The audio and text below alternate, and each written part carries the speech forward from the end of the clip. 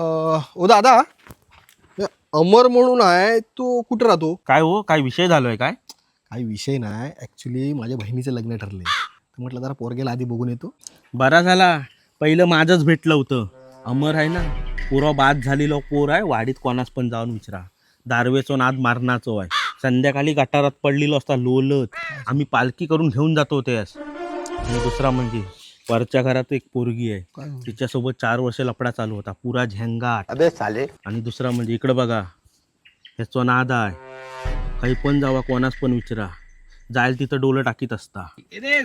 आणि महत्वाचा, पत्त्याचो मटक्याचो पुरो नाद. यावं बाजारात भेटल.